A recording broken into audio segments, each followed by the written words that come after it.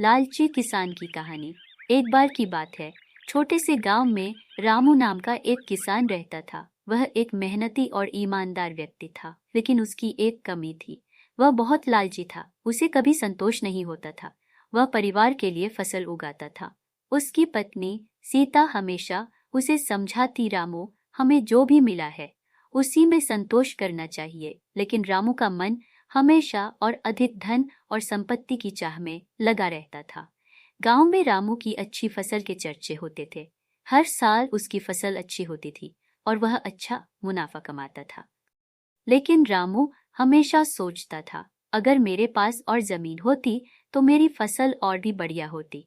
उसकी इसी सोच ने उसे अपनी मेहनत से संतोष नहीं करने दिया। एक दिन गांव में एक व्यापारी आया। अपने साथ बड़ी जमीन की पेशकश लेकर आया। उसने रामू को बताया कि उसके पास एक बहुत बड़ा खेत है जिसे वह बेचना चाहता है।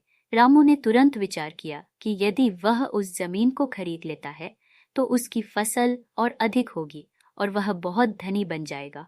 उसके मन में बस एक ही ख्याल था, धन कमाना। रामू ने अपनी सारी बचत इकट्ठा की और उस व्यापारी से जमीन खरीदने का फैसला किया। उसने अपने छोटे खेत को छोड़ दिया और नई जमीन पर काम करना शुरू किया। शुरुआत में बहुत खुश था और उसकी आंखों में सपने तैर रहे थे। लेकिन जल्दी से उसे पता चला कि नई जमीन पर काम करना आसान नहीं था। वहां की मिट्टी कठिन थी और उसे उपजाऊ बनाने के लिए कड़ी मेहनत करनी पड़ती थी। रामू ने जल्दी जल्दी फसल उगाने की कोशिश की। उसने सोचा, अगर मैं ज्यादा उर्वरक और कीटनाशक डालूंगा तो मेरी फसल जल्दी बढ़ेगी। लेकिन उसने यह नहीं सोचा कि इससे जमीन की गुणवत्ता पर असर पड़ेगा। लालच में इतना डूबा हुआ था कि उसने अपनी मेहनत और समय की परवाह नहीं है। कुछ महीनों में मैंने देखा कि उसकी फसल में कोई सुधार नहीं हो रहा। बारिश कम हुई और सूखा पड़ा, जिससे उसकी मेहनत बेकार चली गई। गांव के अन्य किसानों ने उसकी स्थिति देखी और सलाह दी, रामू, तुम्हें अपनी जमीन की देखभाल करनी चाहिए। ज्यादा उर्वरक डालने से तुम फसल को नुकसान पहुंचा रहे हो। लेकिन उनकी बातों को अनसुना कर दिया। एक दिन एक बड़ा तूफान आया। तूफान के बाद रामू की फसल पूरी तरह बर्बाद हो गई। उसकी मेहनत और धन दोनों खत्म हो गए। वह बहुत दुखी और निराश हुआ। उसने अपनी लालच के कारण सब कुछ खो दिया। अब उसके पास कुछ भी नहीं बचा। रामू ने अपने पुराने किसान दोस्तों से मदद मांगी, लेकिन उन्होंने कहा, रामू, तुमने हमारी सलाह नहीं मानी। अब तुम्हें अपनी गलती का एहसास हुआ। हमें नहीं लगता कि हम तुम्हारी मदद कर सकते हैं। रामू को अपनी गलती का एहसास हुआ। उसने सोचा, मेरी लालच ने मुझे बर्बाद कर दिया। मुझे अब संतोष करना और सही तरीके से काम करना होगा।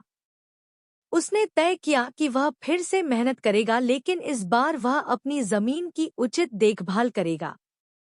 उसने जमीन की देखभाल करना शुरू किया। उसने उचित मात्रा में उर्वरक का उपयोग किया और अपनी फसल की नियमित देखभाल की। समय बीतता गया और रामू ने देखा कि उसकी मेहनत का फल धीरे धीरे मिल रहा है। उसकी जमीन फिर से उपजाऊ होने लगी और फसल बढ़ने लगी। जब रामू अपनी फसल काटने के लिए खेत में गया, उसकी खुशी का ठिकाना नहीं रहा। उसने सोचा, मेरी मेहनत रंग लाई है। अब मुझे सही दाम पर अपनी फसल बेचने चाहिए।